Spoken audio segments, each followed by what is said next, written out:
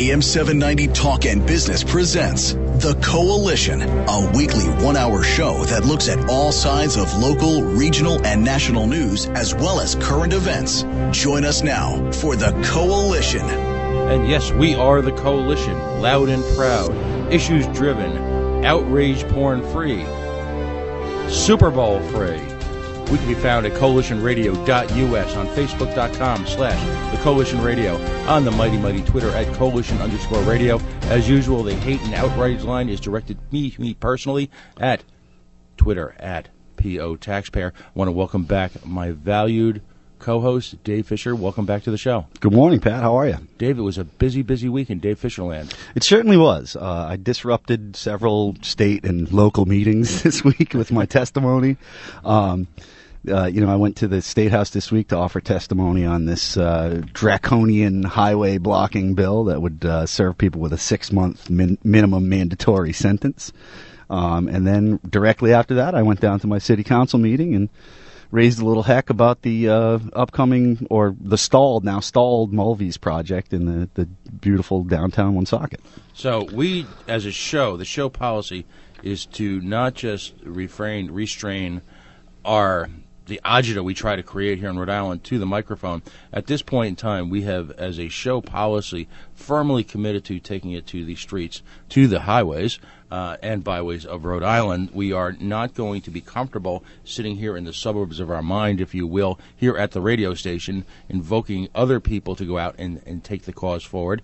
We're going to do a little bit of it, aren't we? Yeah, I think it says a lot. There's a lot of people out there that move their lips and talk a lot, but very few actually take action and, head to the state houses and town halls across the state to actually get something done or to make their opinion known there. And it's just, I think it says something about us as a show that we're willing to go out and do that. Well, and new media, too. I mean, ultimately, new media, as it continues to morph, as it continues to grow and expand within this country, at the expense of old media. We're about to talk a little bit about the old media. But new media really is indistinguishable between the issues. New media sees itself not only as a reporter or, shall we say, a conversation agent of the news, it sees itself as a change agent. I think that's a large part of kind of the underlying mission of new media is to pick up the ball that's been dropped by the legacy media outlets. As these outlets get consolidated into larger and larger companies, staffs get cut, coverage gets, slashed across every region.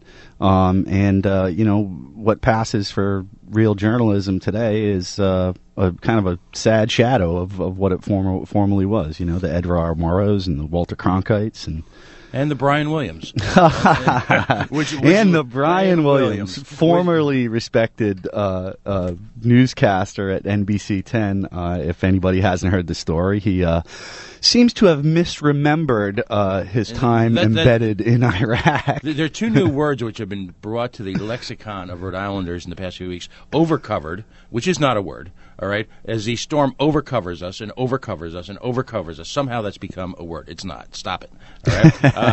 Misremembers, which is eerily similar to dismembered, both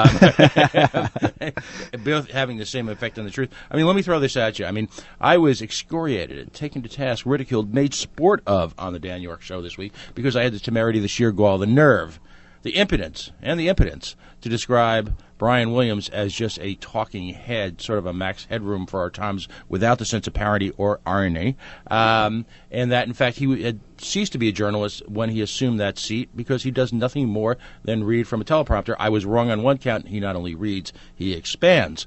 Mr. York seemed to think that castigated me for my ignorance, that I didn't have the journalistic creds, I guess, that he does, and that other members of the media, or because I would recognize what a contributing, how formative and important he was in the formation of the news story. And boy, is he important in the formation of the news story, except the problem is, of course, the news story bears no similarity to the truth whatsoever. But what are your thoughts? Well, regardless of what you think of what he did, how he remembered it, how he promoted the story, I think what I find really kind of disgusting about the whole story is most of the folks that are out there ranting and raving and are outraged against his yellow journalism or his journalistic ethics and how could he possibly do this. Most of the folks that are ranting and raving like that get most of their news from Fox News, which are the lyingest liars on television. There you go again. R.E. PolitiFact. I mean, PolitiFact came out with the study of the major cable news outlets and showed that basically Fox News prevaricates 44% of the time.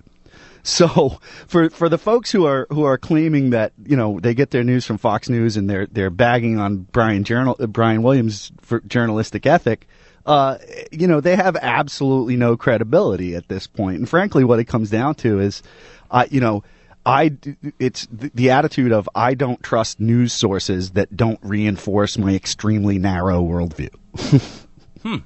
Interesting. That kind of nails it, because ultimately, how much of news is crafted to fit the dialogue and fit the diatribe?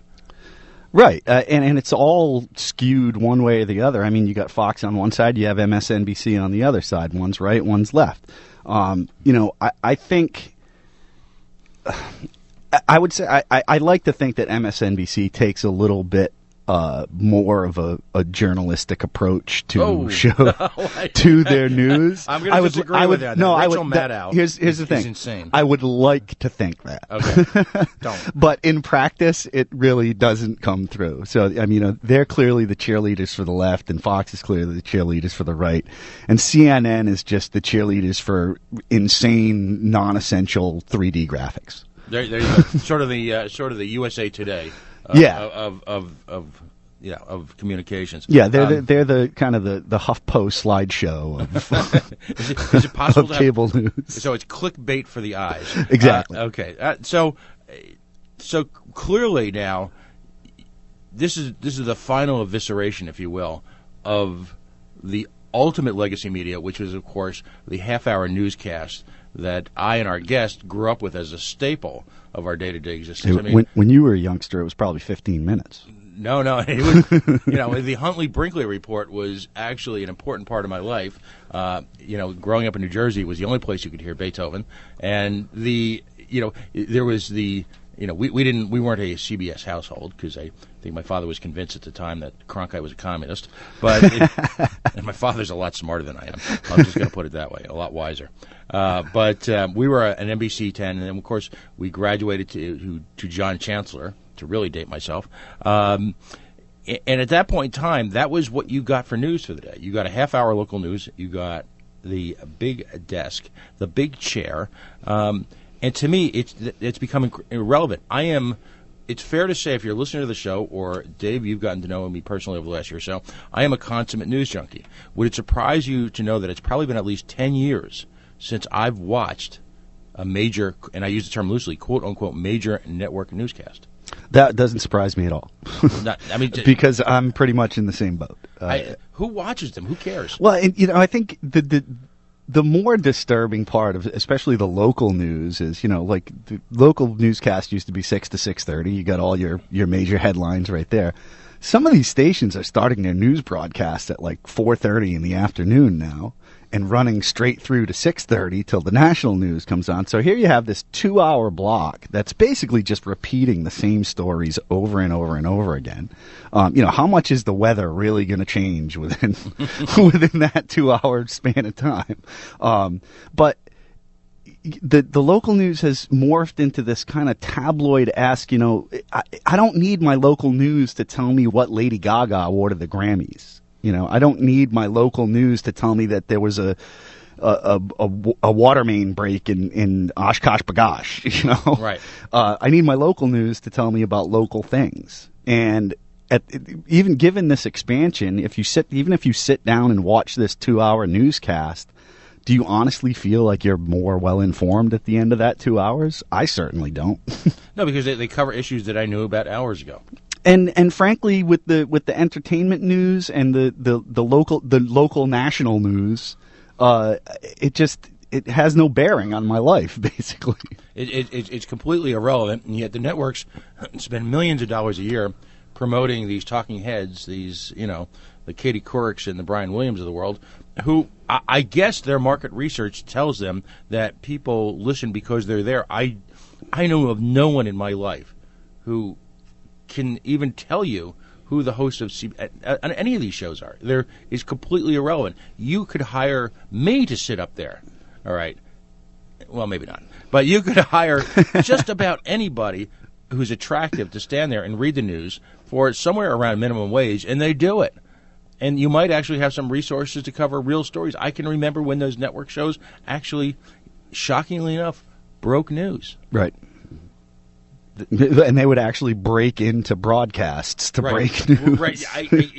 Right now, if NBC News broke into a broadcast, all right, of anything at all, out of the what I'll call the whole social hell that is television now, people would be protesting on the streets. Yeah, and I would say, like, with the advent of Twitter, I think probably 80% of stories out there get broken on Twitter before they get broken anywhere else. Right, and then to take it full circle, probably a significantly increasing percentage of those stories that are broken on Twitter are broken by individuals who have Twitter accounts, as opposed to anybody even remotely connected with the media. Right.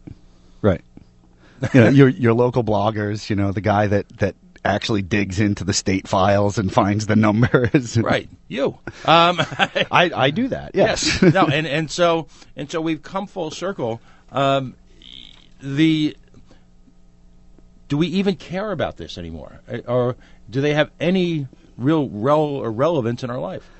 Well, I think they could, but again, that conglomeration of media outlets, what do we have, like 5 companies that own 90% of the media outlets in the country? That's TV, radio, newspaper, Gateway Media that just bought the Projo owns, radio stations and that newspapers all across the country. And that 10% that's not owned, of which we are part of, is clearly available for sale. We're going to take a brief break here. Dave and I will be right back with another scintillating segment and a very special guest. You're listening to The Coalition on AM 790. Please stay tuned. We'll be right back. This song ain't arrogant. If you don't try and buy it, or if your radio denies it, don't care about who got what's cool on TV or what's hot, I forgot. I ain't mad at evolution, but I stand for revolution. Get up. Enough is enough. Hey, somebody stand up. Come on. Get up. Stand up. Get up. Welcome back to The Coalition. My name is David Fisher. I'm the co-host of this show here with my host, my friend, Pat Ford. And I want to promo a couple of upcoming events. We will be doing a live podcast on February 20th from the Fat Squirrel. The Fat Squirrel is at 150 Chestnut Street in Providence, and we'll be broadcasting with RI Free Radio from the first annual Cannabis Meetup and Memorial Show, and we'll be celebrating the life of the late Corey Agin, who was the previous director of RI Normal. He sadly passed away recently, unexpectedly. So we'll be down there giving our respects to him and broadcasting live, unplugged, unedited, and unhinged. And that Sunday, we will be up at the Boston Cannabis Convention, which is taking place at the Park Plaza, the historic castle at Park Plaza, on the 21st and 22nd of February. Tickets are only $25 for both days, and you can learn about all kinds of things when it comes to the cultivation of cannabis, the legal ramifications of cultivating cannabis, how to cook with cannabis, pretty much all things cannabis all the time, all weekend in Boston. We will be up there trying to drum up some ad revenue and maybe, learning a few things about cultivation along the way. On that note, no, it's a wonderful event. It's you have industry people there, you have medical experts there, you have civic and shall we say advocacy groups are going to be there all day Saturday and Sunday. They'll be there. I believe the show prices are $25 per ticket, and brought to you and promoted by the fine people at Dig Boston, DIG-Boston.com. Chris Ferrone was with the show a few weeks ago, had some great stuff about Occupy.